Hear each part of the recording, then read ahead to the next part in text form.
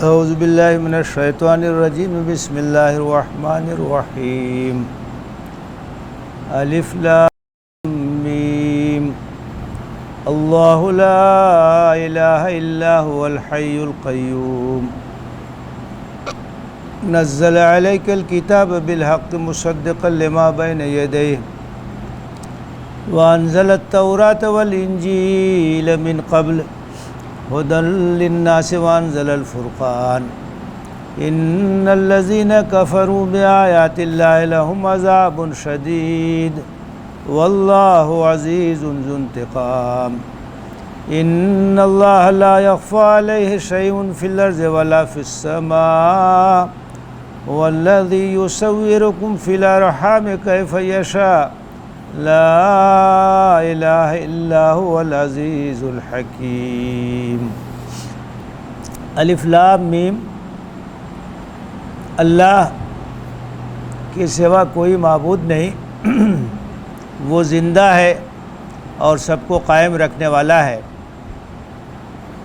حق کے ساتھ آپ پر اس نے کتاب کو نازل کیا جو اس سے پہلے کی کتابوں کی مصداق ہے اور اس نے تورات اور انجیل کو نازل کیا اس سے قبل لوگوں کے لیے ہدایت اور اسی نے فرقان کو نازل کیا بے شک جو لوگ کفر کیے اللہ کی آیتوں کا انکار کیے ان کے لیے شدید عذاب ہے اور اللہ زبردست ہے اور انتقام لینے والا ہے اللہ پر کوئی چیز مخفی نہیں ہے زمین کی اور آسمان کی وہی ہے جو تمہیں ماں کے پیٹ میں جیسی چاہتا ہے تصویر تمہاری بناتا ہے اس کے سوا کوئی معبود نہیں وہ بہت زبردست ہے اور حکمت والا ہے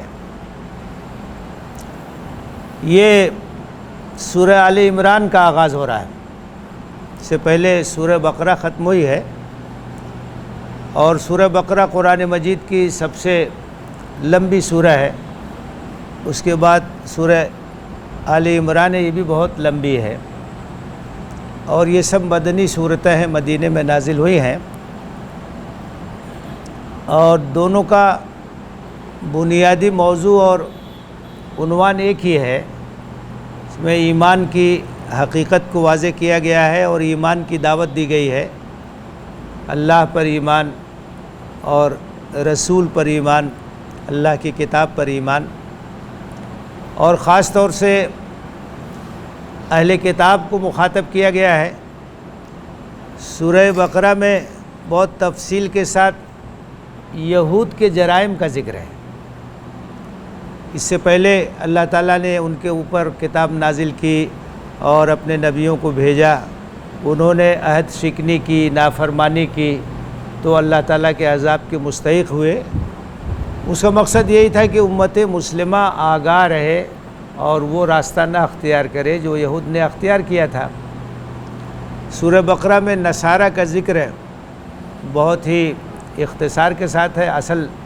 وہاں فوکس جو ہے وہ یہود پر ہے لیکن سورہ آل عمران میں نصارہ کا ذکر تفصیل کے ساتھ ہے اور ان کو مخاطب بنایا گیا ہے اور یہ سورہ غزوہ احد کے بعد نازل ہوئی تو غزوہ احد کے حالات پہ تبصرہ بھی ہے اور اس کے اندر جو کچھ ہوا اور کچھ کمیاں ظاہر ہوئیں ان سب چیزوں پر تبصرہ اس کے اندر موجود ہے تو بنیادی طور سے توحید کی دعوت ایمان بالرسالت کی دعوت اور ایمان بالقرآن کی دعوت یہ سورہ بقرہ میں بھی ہے سورہ آل عمران میں بھی ہے اور اس سورہ میں چونکہ آل عمران کا تذکرہ ہے اس لیے اس کا نام آل عمران پڑ گیا سورہ بقرہ میں بقرہ کا ذکر ہے وہ بھی ایک واقعہ ہے یہود کی تاریخ کا تو وہ سورہ بقرہ کے نام سے مشہور ہوئی اور یہ جو ہے سورہ آل عمران ہے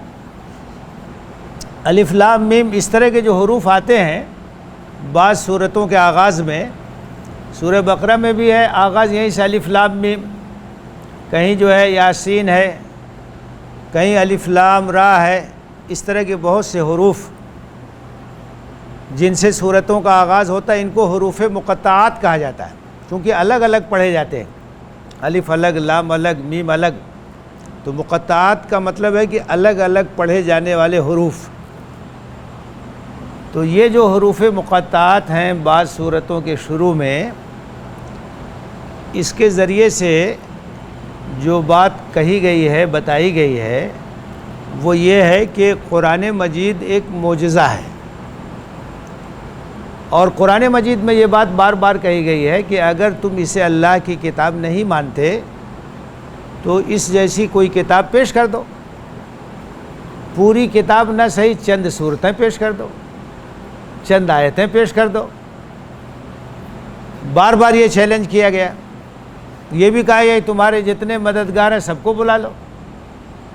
اور عرب کے لوگ بہت ہی فصیح اور بلیغ لوگ تھے، فصاحت اور بلاغت، ان کے اشعار فصاحت اور خطابت کے لحاظ سے بڑے مشہور لوگ تھے، تو زبان کے ماہر تھے۔ تو بار بار ان کو یہ چیلنج کیا گیا ہے کہ تم اگر اس کو اللہ کی کتاب نہیں مانتے تو اس جیسی کتاب پیش کر دو، چند صورتیں پیش کر دو۔ کہا گیا کہ تم نہیں کر سکتے ایسا۔ یہ اس بات کی دلیل ہے کسی انسان کا کلام نہیں ہو سکتا ہے۔ کسی انسان کا اگر کلام ہوتا تو اس جیسی چیز لوگ مل کے پیش کر سکتے تھے، لیکن چونکہ یہ اللہ کا کلام ہے اس لیے اس کا مقابلہ نہیں کیا جا سکتا۔ تو یہ قرآن مجید یہ نبی صلی اللہ علیہ وسلم کی نبوت کی دلیل ہے، نبی صلی اللہ علیہ وسلم کے صداقت کی دلیل ہے کہ تم اگر اسے آسمانی کتاب نہیں مانتے تو اس جیسی کتاب پیش کرو۔ یہ چیلنج ہے، قیامت تک رہے گا۔ آج تک نہیں کوئی پیش کر سکا، بعض لوگوں نے کوششیں بھی کی لیکن ناکام رہے۔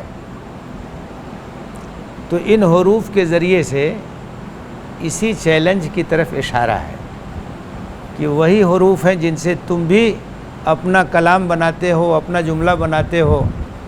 جن حروف کو تم استعمال کرتے ہو قرآن کسی اور زبان میں نہیں ہے، تمہاری ہی زبان میں ہے۔ وہی حروف تہجی ہیں، وہی زبان ہے جس کو تم بولتے ہو، اسی زبان میں قرآن نازل ہوا ہے، لیکن تم اس جیسی کتاب نہیں پیش کر سکتے۔ اس کا مطلب یہ ہوا کہ یہ اللہ کی کتاب ہے اور محمد صلی اللہ علیہ وسلم اللہ کے سچے رسول ہیں۔ ایک بات اور آپ دیکھیے کہ جتنے نبی آئے سب کو معجزہ دیا گیا۔ معجزہ کیا ہوتا ہے؟ نبوت کی دلیل ہوتا ہے۔ اس لیے کہ جب کوئی یہ کہتا ہے کہ میں اللہ کا نبی ہوں، اللہ کا رسول ہوں، اللہ نے میرا انتخاب کیا ہے، میرے اوپر وحی آتی ہے، میری بات مانو، میری اطاعت کرو، تو یہ بہت بڑا دعویٰ ہے۔ تو لوگ کہیں گے کیا دلیل ہے اس بات کی، کیا ثبوت ہے کہ آپ نبی ہیں؟ تو نبیوں کو معجزہ دیا جاتا ہے۔ جیسے حضرت موسیٰ علیہ السلام کو جب نبی بنایا گیا اور اللہ تعالیٰ نے حکم دیا کہ فرعون اور اس کی قوم کے پاس جاؤ اور ہماری عبادت کی دعوت دو، تو ان کو نشانی دی گئی، معجزہ دیا گیا۔ وہ اپنی لٹھیاں زمین میں ڈالتے تھے تو وہ سانپ بن جاتی تھی، تو پکڑ لیتے تھے لاٹھی ہو جاتی تھی، ہاتھ ڈالتے تھے گریبان میں نکالتے تھے چمکتا تھا۔ معجزہ دیا گیا۔ حضرت عیسیٰ علیہ السلام کو معجزہ دیے گئے، بہت سے معجزات ہیں۔ نبی صلی اللہ علیہ وسلم کو جو اصل معجزہ دیا گیا وہ قرآن مجید ہے، اور نبی صلی اللہ علیہ وسلم کی رسالت چونکہ قیامت تک کے لیے ہے، اس لیے دلیل ایسی دی گئی جو قیامت تک باقی رہے گی۔ قیامت تک قرآن باقی رہے گا، قرآن محفوظ رہے گا۔ ہر دور کے انسان کے سامنے آپ پیش کر سکتے ہیں کہ دیکھیے یہ دلیل نبوت محمدی ہے، یہ نبی صلی اللہ علیہ وسلم کی صداقت کی دلیل ہے۔ تو چونکہ اس سے پہلے جو انبیاء آئے ان کی نبوت اسی وقت تک کے لیے تھی، تو ان کو ایسا معجزہ دیا گیا جو اس وقت کے لوگ دیکھ سکتے تھے، ہم نہیں دیکھ سکتے اس وقت۔ لیکن نبی صلی اللہ علیہ وسلم کی نبوت قیامت تک کے لیے ہے، اس لیے آپ کو ایسا معجزہ اور ایسی دلیل دی گئی جو قیامت تک باقی رہے گی۔ بخاری کی حدیث ہے، ما من الانبیاء نبی الا اوتی من الآیات ما مثلہ آمن علیہ البشر وان الذی اوتیتہ وحی اوحاہ اللہ الیہ وانی لارجو ان اکون اکثرہم تبعا یوم القیامہ۔ آپ نے کہا کہ ہر نبی کو ایسا معجزہ دیا گیا کہ جس پر آدمی غور کرے تو ایمان لائے، اور مجھے جو معجزہ دیا گیا یہ وحی الہی ہے، یہ اللہ کی کتاب ہے، اور مجھے امید ہے کہ قیامت کے دن میرے ماننے والوں کی تعداد سب سے زیادہ ہو۔ قیامت تک آپ کی نبوت ہے تو آپ کو دلیل بھی ایسی دی گئی جو قیامت تک باقی رہے. کسی بھی انسان کے سامنے آپ پیش کر دیجئے کہ دیکھیے یہ اللہ کی کتاب ہے، اور اس کا معجزہ ہونا بہت سارے پہلوؤں سے ثابت ہے. ایک تو یہ کہ اس کی زبان اتنی بہترین ہے، اس کی فصاحت، اس کی بلاغت بہت ہی بہترین ہے، اور اتنی مٹھاس اس کے اندر ہے کہ کبھی اس سے طبیعت بھر نہیں سکتی. دنیا کی کوئی بھی کتاب ہو، آدمی 10 بار پڑھے گا، 20 بار پڑھے گا، طبیعت بھر جائے گی، کتنا پڑھے گا؟ لیکن قرآن پڑھتے رہیے، کبھی طبیعت بھر نہیں سکتی ہے. یہ اس بات کی دلیل ہے کہ یہ انسان کا کلام نہیں ہے، یہ اللہ کا کلام. اور اللہ کے کلام سے طبیعت کیسے بھر سکتی ہے؟ اس کی لذت کبھی ختم نہیں ہو سکتی. جو لوگ عربی زبان نہیں سمجھتے ہیں وہ بھی پڑھتے ہیں، ان کو بھی مزہ ملتا ہے، ان کا بھی دل لگتا ہے. قرآن پڑھتے ہیں، قرآن سنتے ہیں، صرف ناظرہ جانتے ہیں، مطلب نہیں جانتے. مطلب جانیں گے تو اور مزہ آئے گا. دنیا میں کوئی ایسی کتاب نہیں ہوگی جس کو وہ لوگ بھی پڑھتے ہوں، یاد کرتے ہوں، جو اس زبان کو نہیں سمجھتے. کوئی ایسی کتاب نہیں ہوگی. انگریزی کی کوئی کتاب جو آدمی انگریزی نہیں سمجھتا وہ پڑھ ہی نہیں سکتا. جو آدمی ہندی نہیں سمجھتا وہ ہندی کتاب پڑھ ہی نہیں سکتا. لیکن قرآن مجید عربی زبان میں ہے. بہت سارے لوگ عربی زبان سمجھتے نہیں، لیکن ناظرہ پڑھ کے قرآن پڑھتے ہیں. پڑھتے ہی نہیں ہیں، یاد ہو جاتا ہے پورا کا پورا قرآن، سینے میں محفوظ ہو جاتا ہے. حافظ ہیں، پوری دنیا میں حفاظ ہیں، بچے بھی یاد کر لیتے ہیں، بڑے بھی یاد کر لیتے ہیں. اور اس کے معجزہ ہونے کے یہ بھی پہلو ہے کہ اتنی موٹی کتاب ہے، اور اس میں بہت سارے موضوعات پر گفتگو کی گئی ہے. ایمانیات اور عقائد پر بھی گفتگو ہے، عبادات پہ گفتگو ہے، اخلاق پہ گفتگو ہے، معاملات پہ گفتگو ہے، تاریخ کی چیزیں بھی ذکر کی گئی ہیں، بہت ساری چیزیں ذکر کی گئی، موضوعات بہت ہیں.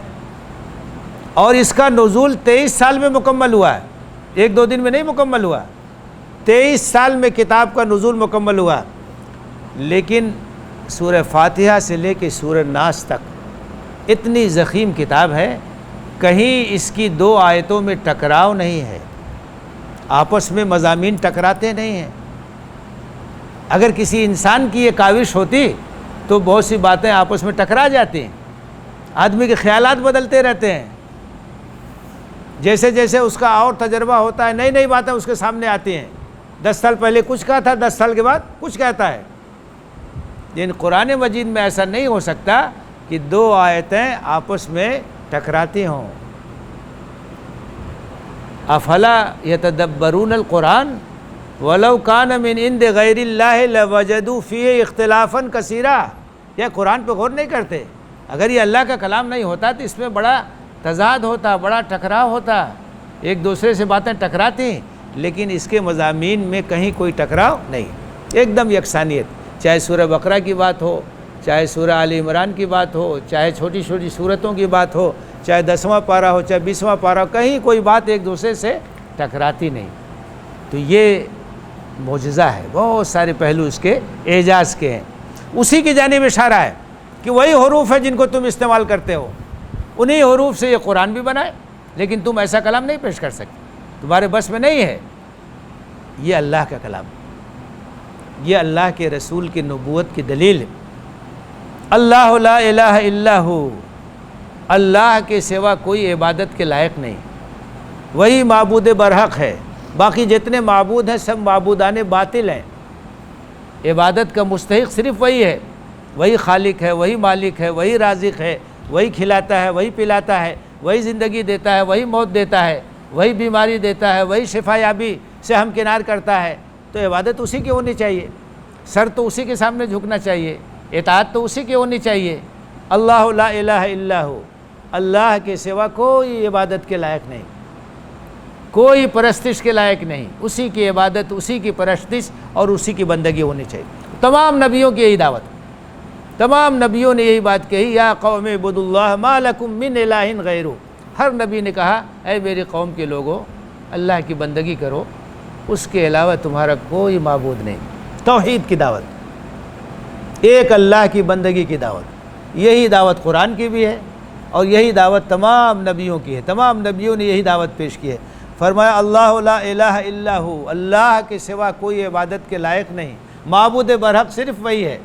کلمہ جب ہم پڑھتے ہیں لا الہ الا اللہ، کوئی معبود نہیں سوائے اللہ کے، پہلے غیر اللہ کی تردید ہے، اس کی نفی ہے، کوئی عبادت کے لائق نہیں، صرف اللہ ہے جو عبادت کا مستحق ہے۔ تو یہی توحید ہے جو اسلام کی دعوت کی بنیاد، اس کی اساس ہے۔ اولین دعوت جو اسلام کی ہے وہ توحید ہے۔ الحی القیوم، اللہ تعالیٰ کی دو صفتیں یہاں ذکر کی گئی ہیں۔ الحی زندہ ہے، ہمیشہ سے ہے، ہمیشہ رہے گا، اور سب کو زندگی بخشنے والا ہے، اور حیات کے جہاں بھی کچھ آثار ہیں سب اللہ ہی کے دیے ہوئے ہیں، تو وہ زندہ جاوید ہستی ہے۔ القیوم، اور سب کو سنبھالے ہوئے، پوری کائنات کو سنبھالنے والا، قائم رکھنے والا، چلانے والا اللہ ہے۔ اللہ کی ذات ہے، پوری کائنات کو وہی چلا رہی ہے، وہی سنبھالے ہوئے ہے۔ نزل علیک الکتاب بالحق، اس نے آپ کے اوپر کتاب کو نازل کیا حق کے ساتھ۔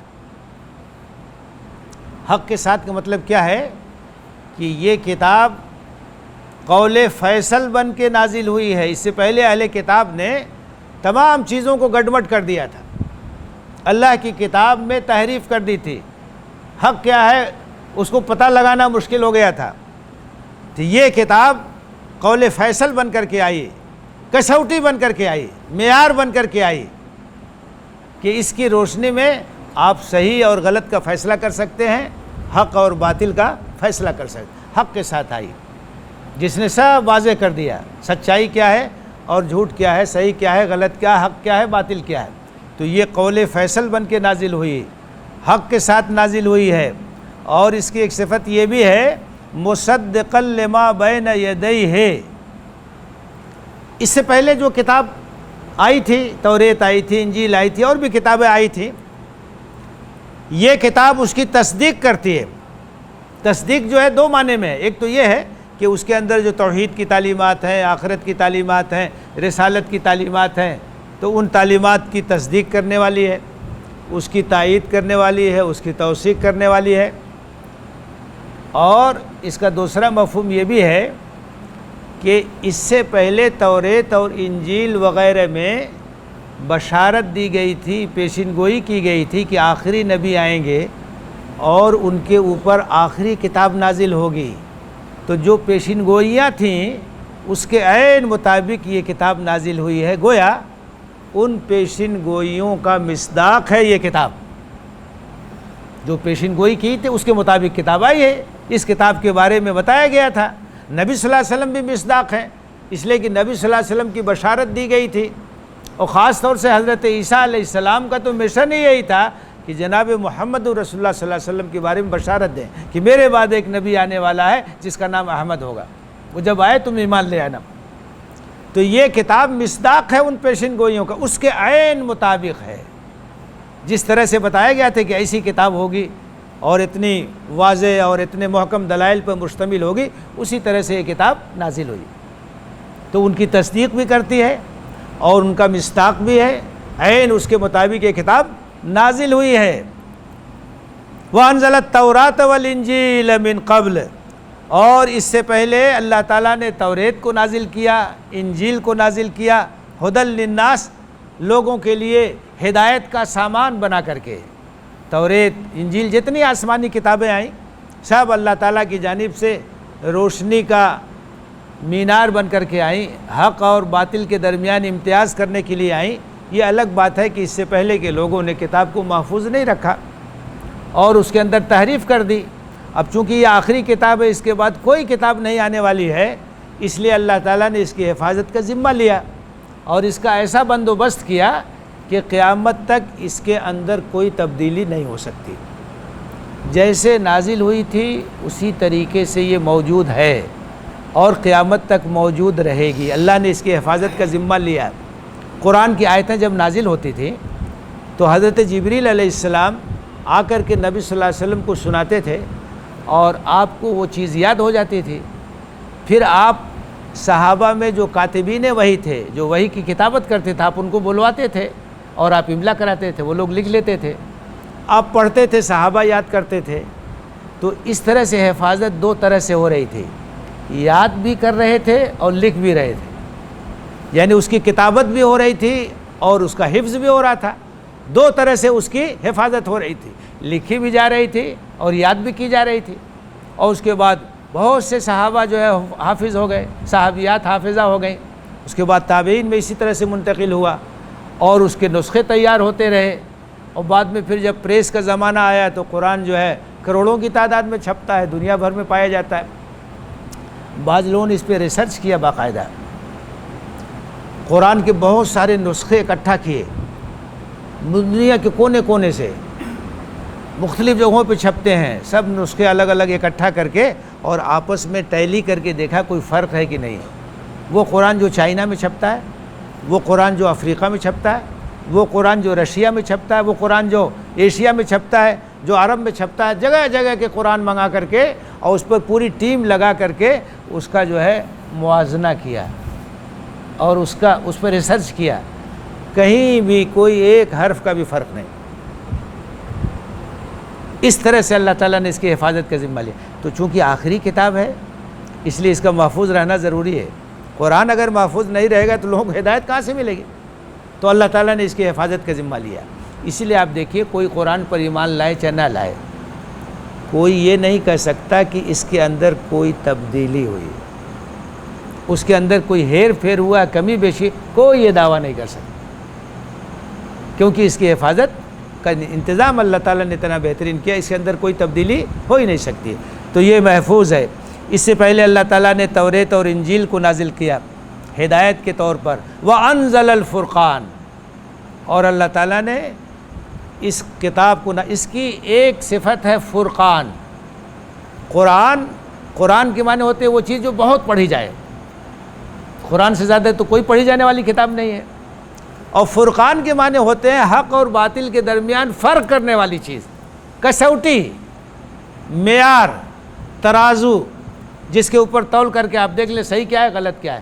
تو یہ کتاب فرقان ہے، یہ معیار ہے، یہ قول فیصل ہے، یہ کسوٹی ہے، اس کے اوپر کس کے آپ دیکھ لیجئے کیا صحیح ہے کیا غلط ہے، کیا کرنا ہے کیا نہیں کرنا ہے، تو یہ فرق کرنے والی چیز۔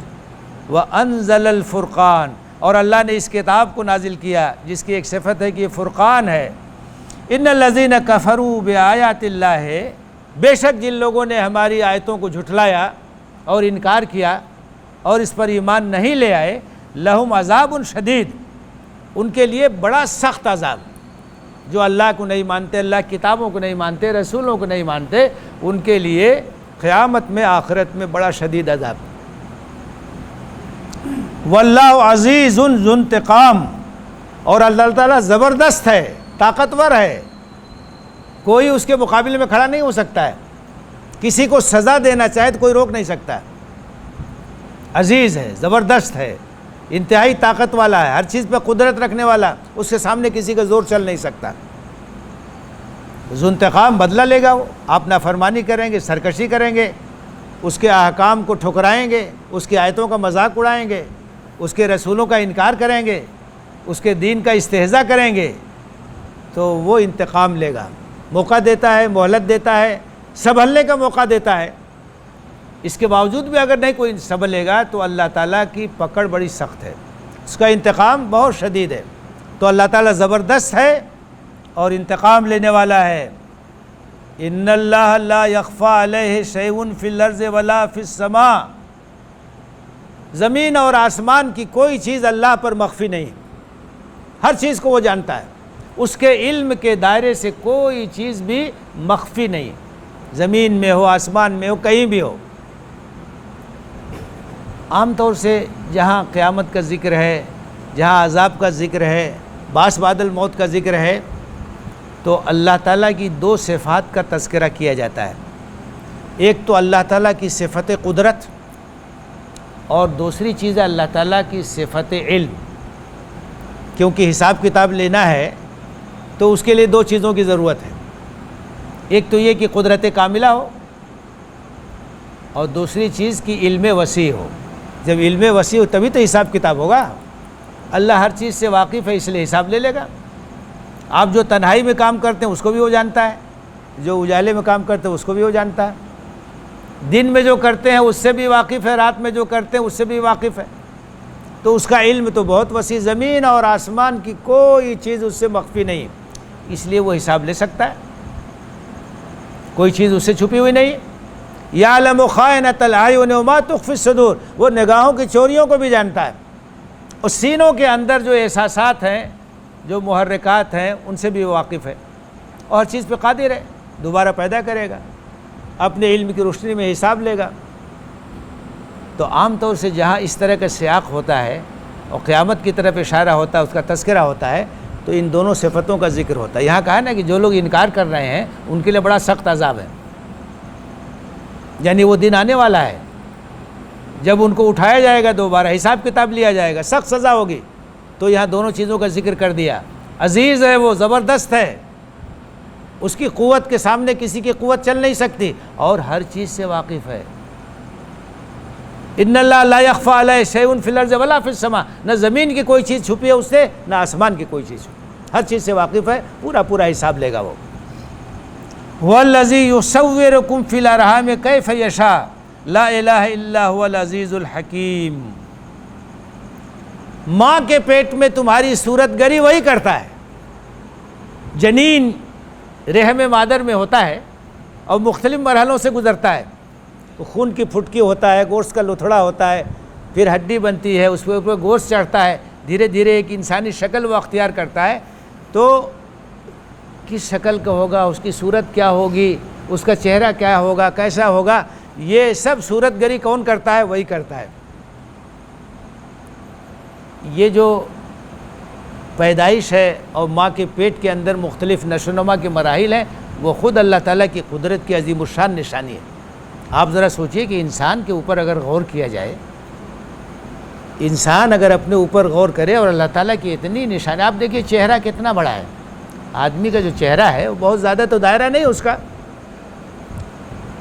لیکن ہر آدمی کا نقشہ الگ ہے۔ اگر نقشہ ایک ہو جاتا تب تو پہچاننا مشکل ہو جاتا، اور پولیس آتی کسی کو پکڑنے، کسی کو اور پکڑ کے لے کے چلی جاتی، سب لوگ ایک ہی جیسے ہو جاتے۔ اب چھوٹی سی جگہ ہے لیکن سب کا، یہاں تک کہ جو جوڑوا بھائی ہے اس میں بھی فرق ہوتا ہے، جب دھیرے دھیرے آپ ساتھ رہیں گے تو معلوم ہو جاتا ہے کہ یہاں بھی فرق ہے، سب کا چہرہ الگ ہے۔ یہاں تک کہ آپ ذرا غور کیجئے کہ انگوٹھا جو ہے، انگوٹھے کا نشان سب کا الگ ہے، کتنی چھوٹی سی جگہ ہے، کروڑوں انسان ہیں، دو آدمی کے انگوٹھے کا نشان نہیں ملتا، کتنا بڑا معجزہ، اللہ کی قدرت کی کتنی بڑی نشانی ہے، کیسے کیسے اللہ تعالیٰ نے پیدا کیا۔ قرآن میں کہا گیا تھا کہ ہم اپنی نشانیاں تم کو دکھائیں گے، کائنات کے اندر بھی اور تمہاری ذات کے اندر بھی، خود انسان کے جسم کے اندر کیسی کیسی نشانیاں۔ اب جب میڈیکل سائنس ترقی کر رہی تو بہت سی چیزوں تک لوگ پہنچ رہے ہیں، تو اندازہ ہو رہا ہے کہ انسان کا جسم یہ اللہ تعالیٰ کی قدرت کی کتنی بڑی نشانی۔ فرمایا هو الذی یصورکم فی الارحام، وہی ہے جو تمہاری تصویر بناتا ہے، صورت گری کرتا ہے، نقشہ بناتا ہے ماں کے پیٹ کے اندر، کیف یشاء، جیسا چاہتا ہے۔ الگ الگ نقشے ہیں لوگوں کے، چائنا کے لوگوں کا الگ نقشہ ہے، افریقہ کے لوگوں کا الگ نقشہ ہے، ایشیا کے لوگوں کا الگ ہے، یورپ کے لوگوں کا الگ ہے، اللہ تعالیٰ نے سب کا جو ہے الگ الگ نقشہ بنایا ہے۔ ایک ایک پور انسان کا اللہ تعالیٰ نے کیسا کیسا بنایا۔ تو یہ سب اللہ کی قدرت ہے، اللہ کا علم ہے، وہ بتا رہا ہے، اپنی قدرت کی نشانیاں دکھا رہا ہے کہ انسان اس کے سامنے سجدہ ریز ہو، اس کی عظمت کا قائل ہو، اس کی کبریائی کا اعلان کرے، اس کی اطاعت کرے، اس کی بندگی کرے۔ لا الہ الا ہو، اس کے سوا کوئی عبادت کے لائق نہیں، بار بار اس کا ذکر کیا گیا۔ اور ایک بات اور سمجھ لیجئے کہ جو توحید کی بات ہے، تو قرآن پہ غور کریں گے، حدیث پہ غور کریں گے تو معلوم ہوگا کہ توحید میں جو توحید کی قسمیں ہیں وہ تین چیزیں ہیں۔ اس میں ایک ہے توحید ربوبیت، اور ایک ہے توحید الوہیت، اور ایک ہے توحید الاسماء والصفات۔ توحید ربوبیت کیا ہے؟ کہ اللہ ہی رب ہے، وہی خالق ہے۔ مشرکین عرب بھی توحید ربوبیت کے قائل تھے، مانتے تھے وہ۔ وَلَئِن سَأَلْتَهُم مَّنْ خَلَقَ السَّمَاوَاتِ وَالْأَرْضَ لَيَقُولُنَّ اللَّهُ، اگر تم ان سے پوچھو کہ زمین اور آسمان کا خالق کون ہے تو کہیں گے اللہ ہے۔ توحید ربوبیت کے قائل تھے۔ اصل جو جھگڑا تھا توحید الوہیت میں تھا۔ توحید الوہیت کا مطلب کہ اللہ کی ہی عبادت کیا جائے۔ ایاک نعبد، ہم تیری ہی عبادت کرتے ہیں، تیری ہی پرستش کرتے ہیں، عبادت کی جتنی قسمیں ہیں تیرے لیے خاص کرتے ہیں، کسی اور کو سجدہ نہیں کریں گے ہم، کسی اور کے سامنے نہیں جھکیں گے ہم، کسی اور کی پرستش نہیں کریں گے ہم، کسی اور سے دعا نہیں مانگیں گے ہم، کسی اور سے استغاثہ نہیں، یہ سب عبادت کی قسمیں ہیں۔ تو انبیاء کی دعوت یہ ہے کہ اس کو رب بھی مانو اور اسی کی عبادت کرو، اس کے علاوہ کسی کی عبادت مت کرو۔ مشرکین کہتے تھے کہ دیوی دیوتاؤں کی عبادت ہم اس لیے کرتے ہیں کہ یہ اللہ کے ہماری سفارش کریں، یہ ہمارے سفارشی ہوں گے۔ تو رب تو وہ مانتے تھے لیکن پرستش میں شرک کرتے تھے، اس لیے بار بار توحید الوہیت کو واضح کیا گیا کہ اسی کی عبادت بھی کرنی ہے، اسی کی پرستش بھی کرنی ہے، اسی کو رب بھی ماننا، اور اس کے اسماء اور صفات میں بھی کسی کو شریک نہیں ٹھہرانا۔ وہ عالم الغیب ہے اور کوئی نہیں غیب جانتا، جتنا بتائے گا اتنا انسان جان سکتا ہے، غیب کا جاننے والا وہی ہے۔ اسماء اور صفات اس کی، اس میں یکتا ہے، وہ اس کا کوئی ہمسر نہیں ہے۔ لیس کمثلہ شیء، کوئی نہیں اس جیسا، وہو السمیع البصیر، وہ سننے والا ہے، دیکھنے والا ہے۔ تو بار بار توحید الوہیت کا ذکر ہے، اس لیے کہ اسی میں جھگڑا ہے۔ رب تو سب مان لیتے ہیں لیکن جب پوجا کی بات آتی ہے، پرستش کی بات آتی ہے، اطاعت کی بات آتی ہے، وہاں سب گڑبڑ ہو جاتا، سارے دیوی دیوتا آ جاتے ہیں طرح طرح کے۔ تو قرآن نے بار بار توحید الوہیت، لا الہ الا ہو، اس کے علاوہ کوئی عبادت کے لائق نہیں، کوئی پرستش کے لائق نہیں، معبود برحق وہی ہے، باقی سب باطل ہے۔ العزیز الحکیم، وہ زبردست ہے، طاقت والا ہے، قوت والا ہے اور حکیم ہے، اس کی ہر چیز میں حکمت ہے۔ پوری کائنات ایک حکمت کے تحت اس نے بنایا ہے، ایک مقصد کے تحت اس نے بنایا ہے، اس کا کوئی کام حکمت اور مقصد اور مصلحت سے خالی نہیں ہوتا۔ تو اس سورہ کا بھی جو آغاز ہوا ہے، جیسے سورہ بقرہ کا آغاز ہوا تھا تو وہاں بھی توحید کا ذکر ہے، قرآن کا ذکر ہے اور اہل ایمان اور اہل تقویٰ کا ذکر ہے کہ کس طرح سے وہ اللہ پر ایمان رکھتے ہیں، آخرت پر ایمان رکھتے ہیں۔ اور یہ سورہ آل عمران جو ہے اس کا آغاز بھی توحید سے ہوا ہے، اور اس بات سے ہوا کہ اللہ تعالیٰ نے اس سے پہلے جس طریقے سے توریت کو نازل کیا تھا، انجیل کو نازل کیا تھا، اسی طرح سے اس نے قرآن کو نازل کیا ہے۔ اس کے اوپر ایمان لے آؤ، اگر تم اس کا انکار کرو گے تو اللہ کے عذاب سے تم کو کوئی بچا نہیں سکتا ہے۔ وآخر دعوانا ان الحمد للہ رب العالمین۔